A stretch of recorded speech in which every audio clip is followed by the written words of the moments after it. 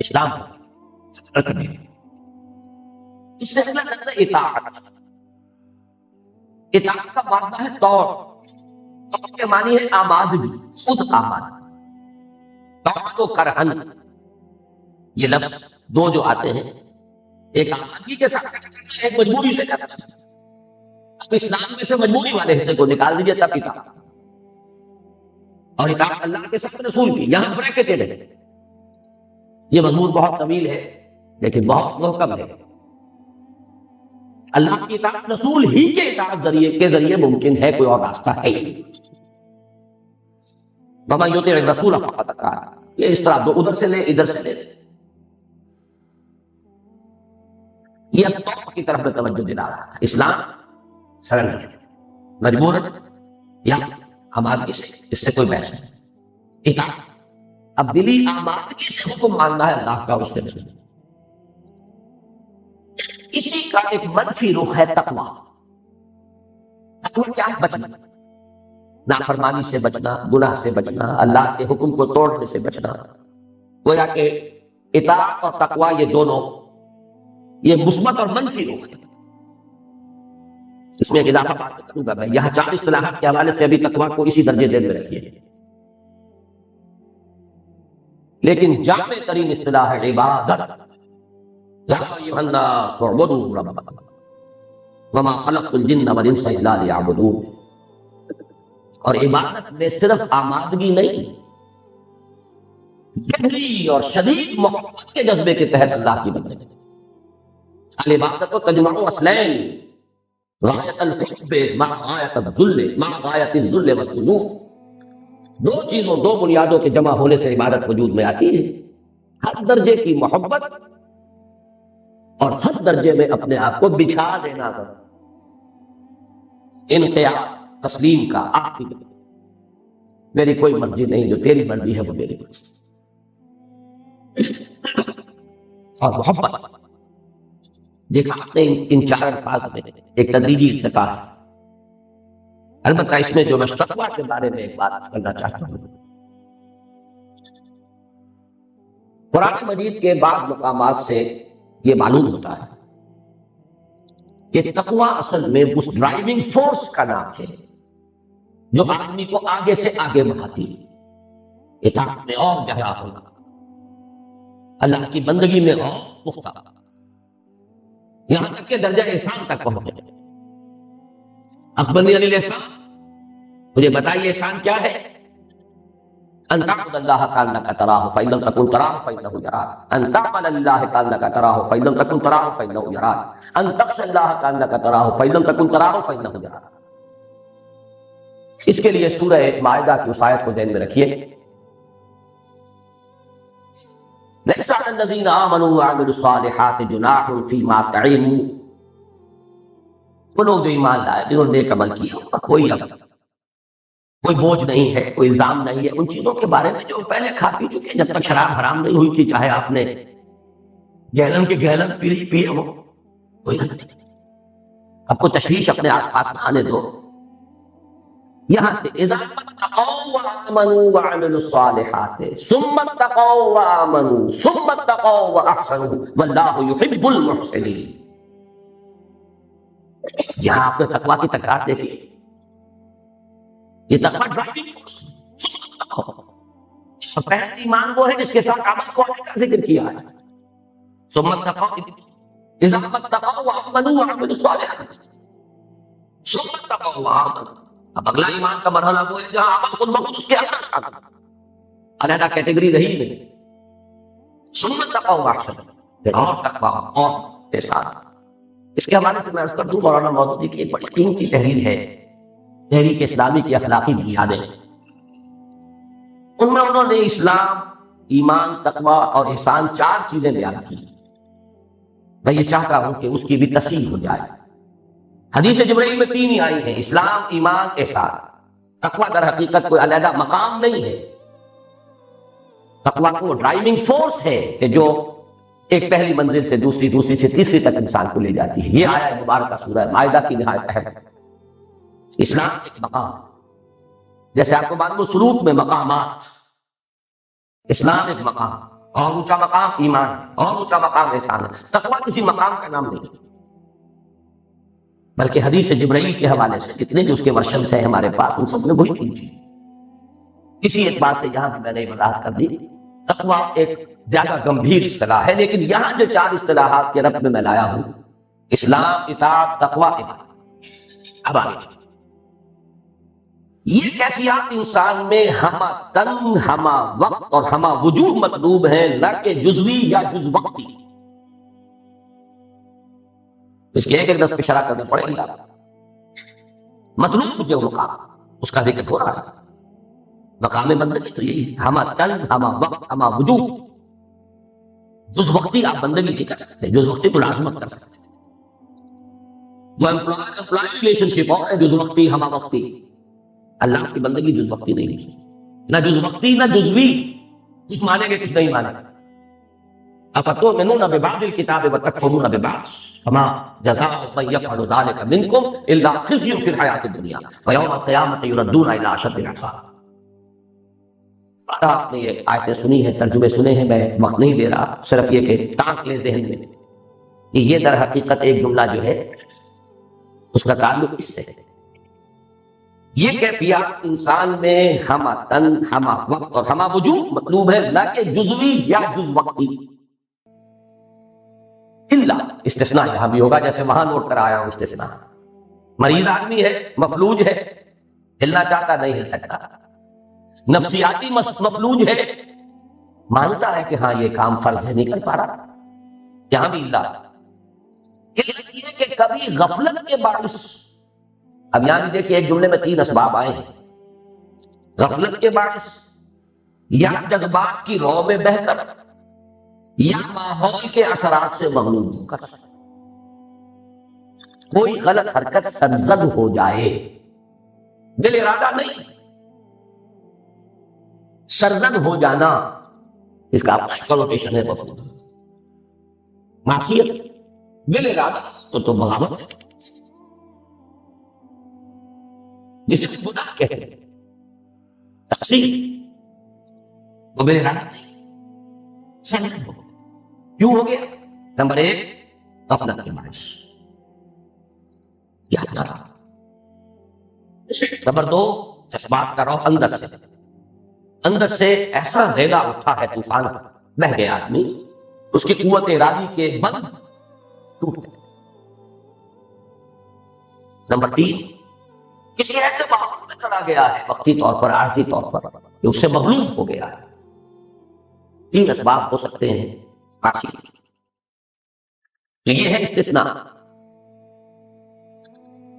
حرکت ایسی سرزد ہو جائے تو اس پر فوری توبہ اللہ کے یہاں لازماً مقبول ہوگی، یہ لازماً انڈر لائن کریں۔ سورہ نساء کی آیت نمبر 17، انما التوبۃ علی اللہ للذین یعملون السوء بجہالۃ ثم یتوبون من قریب۔ یہاں لفظ فوراً کیوں آیا؟ فوری طور پر، دینا ڈال دینا نہیں ہے، اب گر گئے تو پڑے رہو۔ راہ چلتا آدمی پھسل گیا، گرتا ہے تو بجلی کی مانند، اللہ یہ کہ فریکچر ہی ہو گیا، وہ بات دوسری ہے، بنا پڑا بھی رہتا۔ فوری طور پر جیسے ہی ریلا گزر گیا جذبات کا، جیسے ہی ماحول کا وہ جو غلبہ تھا وہ رفع ہوا، جیسے ہی غفلت کا پردہ چاک ہوا، ثم یتوبون من قریب، جو لوگ فوری توبہ کر لیں گے، انما التوبۃ علی اللہ، ان کا حق ہے کہ اللہ ان کی توبہ قبول کرے، اللہ نے اپنے اوپر لازم کر دیا توبہ۔ بہت بڑی ہمارے لیے اس میں نوید، خوشخبری، یہ اپنی جگہ پر بہت مکمل فلسفہ ہے توبہ کا، لیکن یہاں صرف ان الفاظ کی حد تک صرف رکھی ہے۔ اس کے بعد جان بوجھ کر کوئی ایک معصیت بھی مستقل طور پر اختیار کی گئی، جان بوجھ کر ایک معصیت بھی مستقل طور پر اختیار کی گئی اور اس پر اصرار ہوا، تو اس سے نہ صرف یہ اصرار سین والا نہیں ہے، میرے والا نہیں ہے، یہ سواد والا ہے، تو اس سے نہ صرف تمام نیکیوں کے ضائع چلے جانے یعنی حبط اعمال کا اندیشہ ہے، بلکہ اس کا خطرہ ہے کہ المعاصی برید الکفر کے مطابق ایمان بالکل زائل ہو جائے اور انسان خلود فی النار کا مستحق ہو جائے۔ یہاں بھی ایک اللہ ہے، اللہ یہ کہ حقیقی اور واقعی اضطرار موجود، اضطرار ہے، بھوکا مر رہا ہے سور کھا سکتا ہے، اضطرار مردہ، لیکن اگر یہ نہیں ہے، اضطرار نہیں ہے، جان بوجھ کر عیش کے لیے، تللوں کے لیے حرام کاروبار، سودی کاروبار، یہ تو بالکل مستش ہے۔ یہاں وہ آیت نوٹ کیجئے، بلا من کسب سیئۃ واحاطت بہ خطیئتہ فاولئک اصحاب النار ھم فیہا خالدون۔ جس نے جان بوجھ کر، کسب لفظ ہے یہاں پر، لیکن وہ ہے سرزد ہو جانا، یہاں ہے جان بوجھ کر کرنا۔ سیئۃ میں یہاں تنکیر ہے تفخیم کے لیے، چھوٹا گناہ نہیں، بڑا، پھر اس پر اصرار ہے، میں ہی خطیئت ہو۔ اس پر اعتراض تھا بعض علماء کو کہ اس میں کچھ خارجیت یا معتزلیت کی بو آتی ہے۔ ہمارے علماء کرام کو بڑی چنتا اور تشویش ہوتی ہے کہ لوگوں کو کہیں کوئی بے چینی لاحق نہ، مست رکھو ذکر و فکر صبح گاہی میں اسے۔ یہ ایک عجیب موضوع ہے جس پر ہمارے ایک نوجوان عالم ساتھی اس وقت شاید ہمارا ساتھ چھوڑ بھی رہے ہیں اس ایشو پر، مولانا فیض الرحمان صاحب۔ میں یہاں واضح کر دینا چاہتا ہوں کہ یہاں ایک لفظی اصلاح میں نے ان کے جاننے والے ہیں، میرے بھی کرم فرما ہے، مفتی نظام الدین صاحب کی ایک اصلاح یہاں قبول کی ہے پچھلے سالانہ اجتماع میں، اور ان کے اپنے ہاتھ کی تحریر میرے پاس بطور سند موجود ہے تاکہ سند رہے اور بوقت ضرورت کام آئے۔ یہ الفاظ ان کے، المعاصی برید الکفر، یہ اصول ہے علماء کے ہاں۔ معصیت ڈاک ہے کفر کی، گناہ کفر کو لاتا ہے، جیسے ڈاکیا آ کے ڈاک دیتا ہے۔ اس کا یہ مطلب نہیں کہ گناہ کیا تو کفر ہو گیا، نہیں، گناہ کبیرہ کا مرتکب بھی کافر نہیں ہے۔ میں اعلان برات کرتا ہوں اس خارجیت سے۔ پھر یہ بھی کہ وہ اسلام سے نکل گیا، کفر میں داخل نہیں ہوا، یہ معتزلہ کا موقف ہے، اس سے بھی اعلان برات کرتا ہوں۔ مسلمان رہتا ہے، اس کے اندر کا ایمان جو ہے وہ یقین قلبی والا ایمان، وہ شے دیگر ہے، اسلام شے دیگر ہے۔ ان دونوں میں جو گڑبڑ کرتے ہیں، انہوں نے مسلمانوں کو ان کی بے عملی اور حرام خوریوں کے اوپر مطمئن کی۔ یہ ساری جو ہے ہماری بے عملی ہوئی نہیں، ان احادیث کا ترجمہ کرنے کو تیار نہیں، یہ ترجمہ نہ کرتے، واللہ لا یؤمنو، واللہ لا یؤمنو، واللہ لا یؤمنو، خدا کی قسم وہ شخص مومن نہیں، خدا کی قسم وہ شخص مومن نہیں، خدا کی قسم وہ شخص مومن نہیں۔ میں نے یہ نہ کرنا، کہنا خدا کی قسم اس کا ایمان کامل نہیں، خدا کی قسم اس کا ایمان کامل نہیں، خدا کی قسم اس کا ایمان کامل، گویا کہ حضور کو تو عربی زبان آتی نہیں تھی۔ جو مدعی ہے کہ انا افصح عنہ،